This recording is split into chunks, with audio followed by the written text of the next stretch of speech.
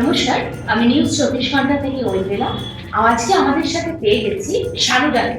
আপনারা তো মোটামুটি সবাই চেনেন শানুদাকে, তো আমরা এখন ওনার সাথে কিছু কথা বলে নেব। আপনারা সঙ্গে থাকুন। তুমি একবার নিজের মুখে বলে দাও তোমার নামটা। শানু মণ্ডল নামটা অনেকে জানে, অনেকে জানে না। তো আপনারা কি জন্য দেখেছেন একটু বলুন। শানুদা পরিচিত বিশেষত ইভেন্টের সাথে, শুধু ইভেন্ট বললে ভুল হবে, বিভিন্ন রকম মানে সমস্ত জায়গাকার অভিনেতা অভিনেত্রী বড় বড় আর্টিস্ট সব শানুদার মাধ্যমেই আমাদের এখানে আসে। আর আরেকটা কথা বলে রাখি, শানুদার বাড়ি কিন্তু মুর্শিদাবাদের জলঙ্গিতে, উনি কিন্তু এখানকারই ছেলে। তো শানুদার কাছ থেকে শুনে নেব যে উনি কি কি ইভেন্টের সাথে যুক্ত আছেন, আর আপকামিং কি কি ইভেন্টে উনি কাকে কাকে আনছেন, আর আমরা কাকে কাকে দেখতে পাচ্ছি। শানুদা বলেন। ইভেন্ট আপকামিং প্রচুর ইভেন্ট আছে, কালকেও আমার ইভেন্ট আছে। পুজোর মধ্যে আপনার প্রত্যেকদিন 4-5টা করে ইভেন্ট করেছি। বিভিন্ন থানাপাড়া পুজো কমিটির ইভেন্টগুলো করেছি। আমাদের রিসেন্টলি বুক ফেয়ার ইভেন্টগুলো শুরু হয়েছে। বিগত দিনে আমার স্পেশালি এবার বাংলাদেশের সাথী খান, মানে গ্ল্যামারিয়াস সিঙ্গার সাথী খান, ওনার কয়েকটা ইভেন্ট করেছি। তারপরে আপনি দেখছেন জুনিয়র কুমার সাথী, যার নাম আপনারা শুনেছেন, নাম ওনাকে Kazipur Rahman. He is my exclusive artist. উনি সারা বাংলা ডাকিয়ে প্রোগ্রাম করছে, প্রত্যেক দিনই ওনার প্রায় প্রোগ্রাম আমি করছি। রিসেন্টলি আপনারা চন্দ্রদ্বীপ মেলাতে এর আগেও করেছি প্রোগ্রাম, এবারও করছি আমি। গতবার সার্বিক থেকে শুরু করে তিনজন সবাই এসেছে। এবারও আমার ইভেন্ট ওখানে আছে, অর্পিতা চক্রবর্তী আছে। আমার ইয়েতে নন্দীগ্রাম উৎসবে সাথী গান যাচ্ছে। আরও নিয়ামা নাজিম বলে কেরলে বাড়ি, ওনার ইন্ডিয়ান আইডল ফাইনালিস্ট ছিলেন, যিনি কাতার বিশ্বকাপের প্রোগ্রাম করেছেন। আরেকটু সামনে ধরো। কৌশালীর প্রোগ্রাম আছে, কৌশালী মুখার্জি। রিসেন্টলি বেলডাঙ্গা বিজয় সকলের মানুষের সাহিত্যিকা ইভেন্ট করেছে। বিগত দিনে জিতকে 4-5 মানে টলিউডে তোমার ভালোই কালেকশন। টলিউড না, মুম্বাই আর্টিস্ট করেছি। মানে বলিউড টলিউড দুটো নিয়ে তোমার দারুণ কালেকশন। কুমার শানুকে দিয়ে যেমন তাজপুর মেলা যেটা বলে এখন, হরিয়ার পরে তাজপুর উৎসব, টাকা চেঞ্জিং টাইমে করেছি শানুদা প্রোগ্রামটা। শাকিব খানকে নিয়ে করেছি, জলঙ্গি করেছি, রানীনগর করেছি, জিতটাকে নিয়ে জিতপুর করেছি, রানীনগর করেছি। মানে যেই আর্টিস্টদের আমরা দেখার জন্য পাগল হয়ে থাকি, মানে সেই তাদের সাথে তোমার বন্ডিং তো দারুণ। মানে বন্ডিং প্রায় 60-70% আর্টিস্টের সঙ্গে ভালো বন্ডিং রাখার চেষ্টা করি, কারণ আমাদের বন্ডিং এবং সততা কমিটমেন্টটাই ইভেন্ট ম্যানেজমেন্টের একটা বড় দিক। এটা তো কলকাতা প্রায় সেলিব্রিটির মোটামুটি নামে চেনে, সবাই না দেখে শানু নামটা।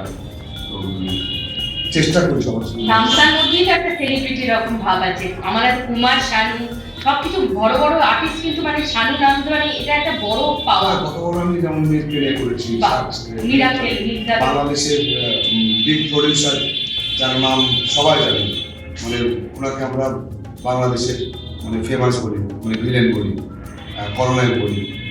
দীপচল, মনোরম সেন দীপচল, ওনাকে নিয়ে করেছি। অপবিশ্বাসের নাম আপনারা শুনেছেন, অপবিশ্বাস সিনেমার নাম এক্সক্লুসিভ আর্টিস্ট। শাকিব খানের মানে শুনেছে, শাকিব খানের ওয়াইফ।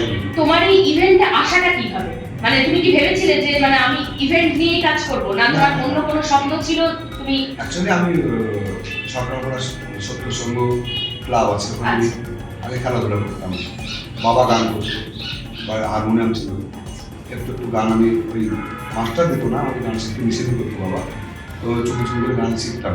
আমি রবীন্দ্রসঙ্গীতটা করেছি। বহরমপুরের দিলীপ রায় চৌধুরী আমার মাস্টার মশাই ছিলেন। বর্ষণে আমার স্কুল ছিল, বঙ্গীয় সঙ্গীত পরিষদ থেকে আমি 4th ইয়ারও করেছিলাম। নজরুলগীতি ছিল 4th ইয়ার, ক্লাসিকও 3rd ইয়ার করেছিলাম।